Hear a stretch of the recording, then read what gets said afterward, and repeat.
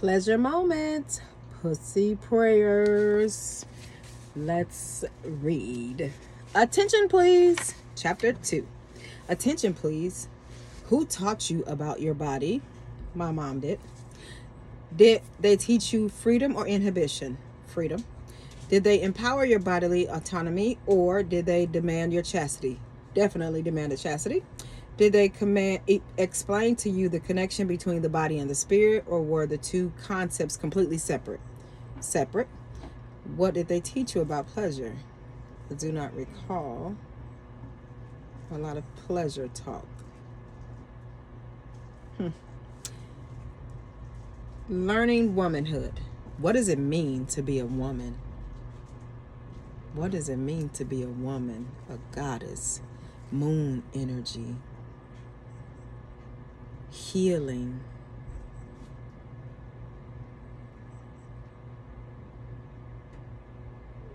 magical,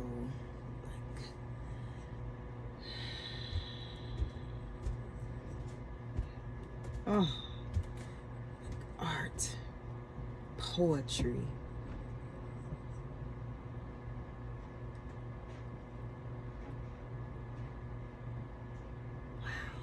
Truth, majestic. Who is a woman and who is not? Who is asking? How did you learn this? I learned about being a woman from the women that I saw. My mom, aunts, grandma, cousins.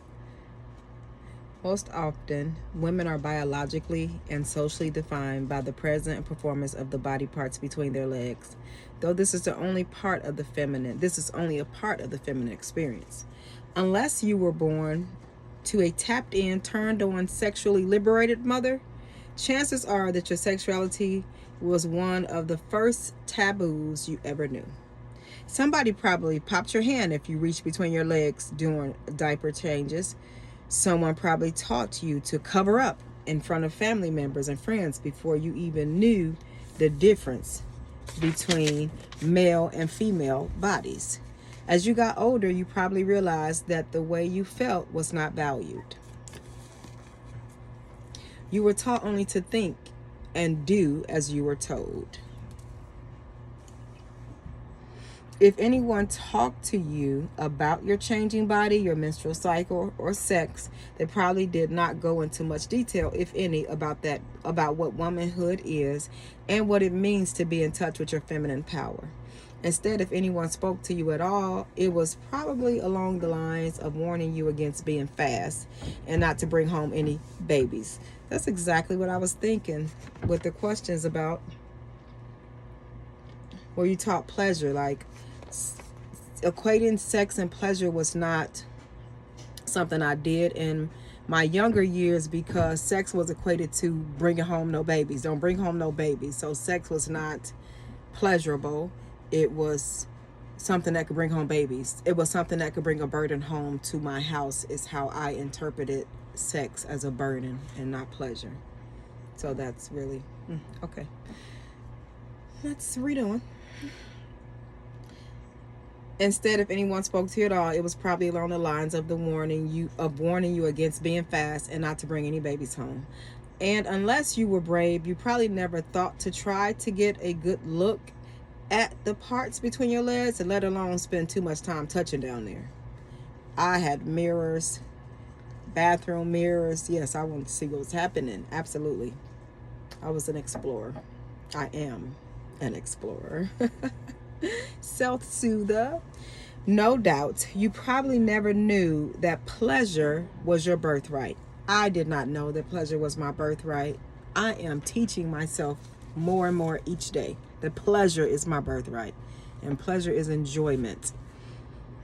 If your family was religious, then there was an entirely new layer to this repression of feminine power, definitely. Patriarchal religious dogma teaches us to remain covered, virginal, and pure. Your body is but a vessel through which you serve God, sacrificing sinful worldly pleasures with the promise of paradise in the afterlife. Women were to remain humble and were most often unclean or somehow defiled, but by his grace. Some man agrees to marry her so that she can fulfill her sole duty of bearing children. Historical trauma. In the Black community, we often find humor and connection in the synchronicities across families and households. It's almost as if we were all raised by the same people. Where did our parents get this stuff from? And as it pertains to our purpose here, why didn't they better equip us to live healthy spiritual sexual lives as female-bodied people? Because nobody taught them. They didn't know to even look further. What was given, we have been taught to accept. Societal traumas that they pass along. Historical traumas and historicals. Moving right along. It can be assumed that many of these repressed beliefs stemmed from the enslavement of African people in America. In a time and place where women had their identity and autonomy violently stolen, having no control over where their daughters or they themselves would be taken, forced and ravaged at the will of white plantation owners, our foremothers developed ways to cope, survive, and keep their daughters safe as best they could. We honor and thank them for their love and protection across time and space, as we understand that they were doing their best in this foreign land. However, the direction to cover, diminish, and remove the temptation of your womanliness has led to pervasive shame and disconnection from our bodies to this day. Very, very true. We allow things to happen to us because we are taught to be meek, not to make waves, not to cause trouble, and that our bodies and essentially our personhood belong to whatever man is in our life. We tend to ignore that signs and signals that our pussy gives us until it's too late.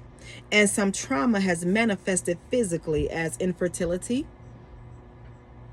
as fibroids. I'm just slowing down so we can think and listen and know that we are our healers. Any dis-ease that is affecting us is growing inside of us, because dis means away from and ease is peace. And if we would connect with our inner peace, dis-ease will be no more, because we will be in peace. Then we have no way to be away from peace, because we are peace. PCOS, cancer, or some other vaginal or reproductive issue. Only after the fact do we realize how dangerous it is to be disconnected from our pussies. It's very dangerous to be disconnected. The danger in disconnection. To be disconnected from our bodies is to be disconnected from our goddess-given power. To defer the autonomy of our bodies to our fathers or husbands, to defer to the ideas and direction of these men instead of learning to listen to our own internal guidance. In this disassociation, away from our associations of our pussies, have gone ignored, and our birthright to pleasure gone unknown. But we are waking up. Awakening to us, realizing the need to define ourselves for ourselves. Let's breathe. Our sound is I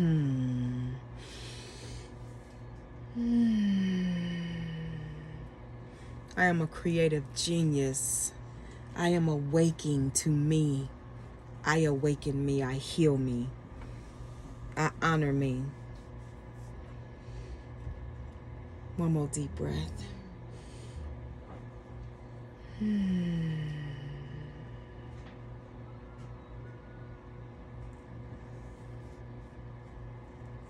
I awaken to me.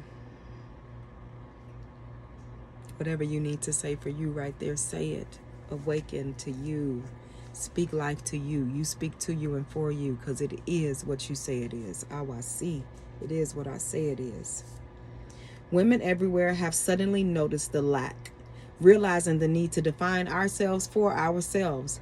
We have gone looking for ourselves, entirely unsure of what we may find, and we're not lost. We're looking within and pulling out those treasures, those rare gems that have been tucked away and hidden, because we are a treasure and we are looking and finding us out. I love this. I love this. I love this. This goddess is amazing. Thank goddess for the internet. How else will we be able to get back in touch with the innate feminine wisdom we were born with but forced to forget? Facebook groups abound and Amazon carts overflow with pieces and relics of this knowledge that we so desperately seek. This knowledge has never been thoroughly recorded all in one book, and while this book makes an attempt at providing fundamental practices to realign, this is, oh my greatness, has this been a greatest attempt and manifested into a healing. Thank you. Thank you. It's essential as you are essential, goddess. Thank you. Whew. Thank you for writing this. All right. This knowledge has never been thoroughly recorded all in one book, and while this book makes an attempt at providing fundamental practices, as this book is providing fundamental practices for us, it's doing it. It's done.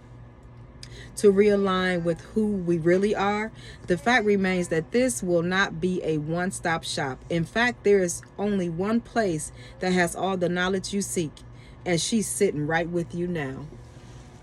Well, what? One place, okay? What that say?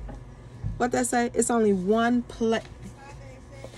There's only one place. And she's sitting with you right now.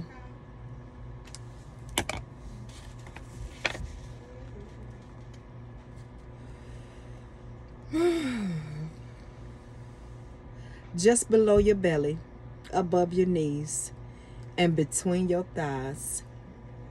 And she'd like to say hello.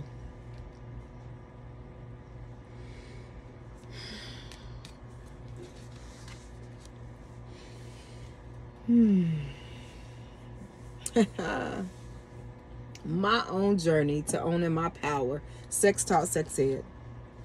My own journey to owning my power through my pussy started at quite a young age. I was about 8 years old when I decided I wanted to get a good look at my pussy. I was a latchkey kid, so I had about 3 solid hours of alone time at home.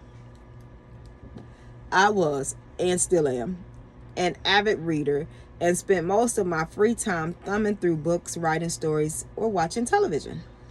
I especially love reading magazines. One day I saw my mother's basket of magazines and wanted to know what was so different about grown-up magazines versus the kid tween magazines that I had subscription to. Remember Cosmo Girl? Yes. I plopped down on the living room floor and grabbed a stack of glossy zines to review. I don't remember if it was Ebony or Essence or Jet, but I know it was a magazine with a beautiful black woman on the cover. Towards the bottom of the cover, I saw a word in big, bold, purple letters: sex. I wasn't clear on what sex was at that point, but I knew it was something I should not be reading about at my age.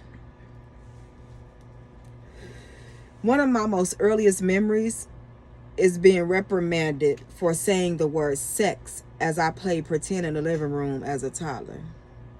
Naturally, with no threats of punishment at this moment, I flipped right over to the page to find out what this sex thing was all about.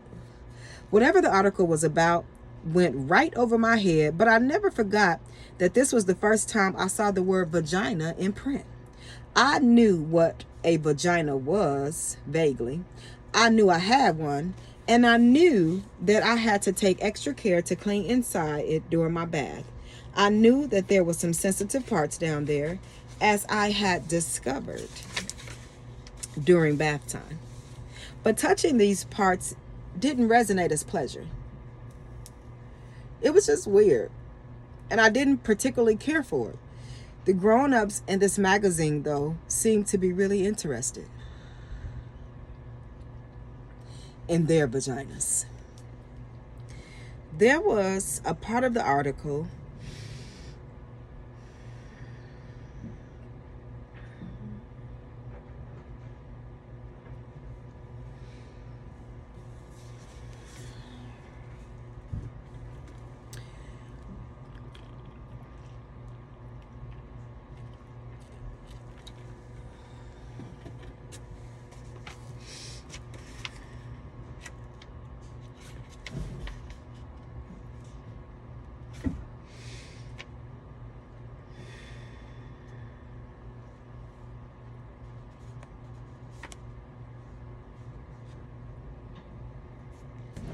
Okay, I'm going to pause right here. I'm going to pause here and revisit the dangers of disconnection.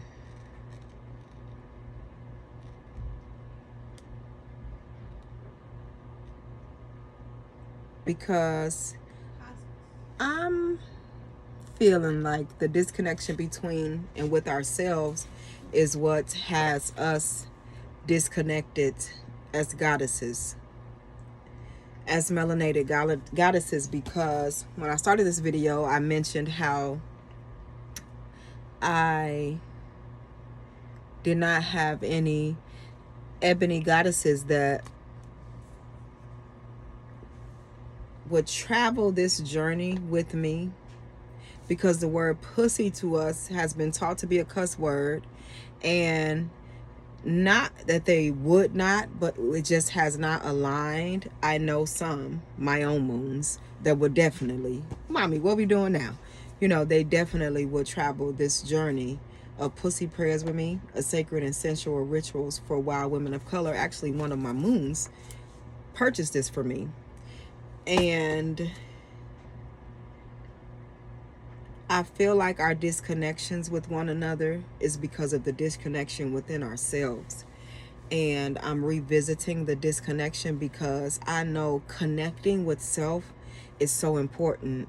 As a creator, we are creators, and we have the ability to create peace. And we have so many female issues and pains from our mothers and our mothers' mothers and their mothers, and each generation has a level of healing that needs to take place. And it started from our families being separated and torn apart, and us just learning how to deal with it and becoming comfortable being separated and divided and away from each other, to the point where we are taught it will be daughters against mothers. And but like, who wrote that? Like, we are authors of our life, and we have the right to rewrite it. And I'm not saying anything against or for. I'm saying the same way that is written, we have the right to say, I can heal me. And in healing me, I will heal my generations. I will connect with my entire self. My pussy is a part of me. It is my healing. It is magic. And we've been taught pussy power to, you know, when I heard pussy power, what it meant back then or growing up, to me, to what it means today is completely transmuted. It's transformed to trueness. It's transformed to the magic of self, the healing of me and all around me. When my moon bought this book, I have this book at least 2 years before I really dug deep, because I got to a place in this book where it really made me strip myself.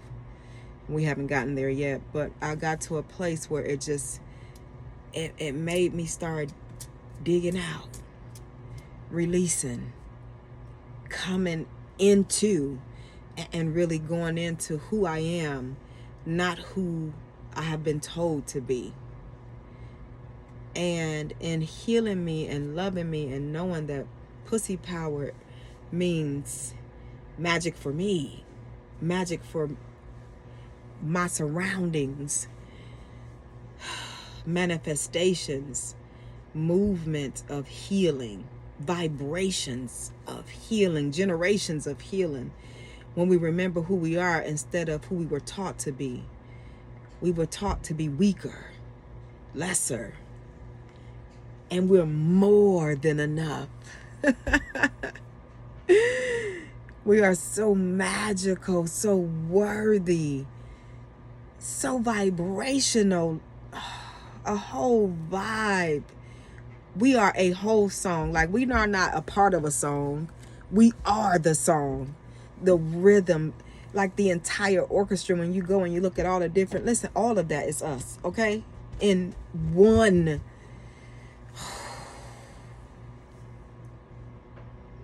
I want to say to you, Ebony Goddess, I love you. You are magical. We do have the ability to unite, to join, to come together, to heal, to speak loving, life-giving words to one another, even if we have a different culture, religion, belief, knowing, thought. If love is involved, then we are respecting one another. I see it different from you. I see 9, you see 6 on this. In another conversation, I might see 6 and you may see 9. It's just how we see it. And our differences are to bring us healing. I send love to each melanin goddess, that we remember that we're worthy. That we remember that pussy power is for healing. It's for growing. It's for manifestation. It's for listening and tuning with a whole vibe. It's time for us to connect with ourselves so that we can remember the goddess that we are. We can remember that God is me. We can know that we are truth. And when truth connects, ooh, which is why we're taught separation, so that we don't unite and strengthen. But it's not even about the power that they're thinking about. It's about the sacredness coming together. It's about the connection, the healing, the vibration. Listen, we are the sound. Listen.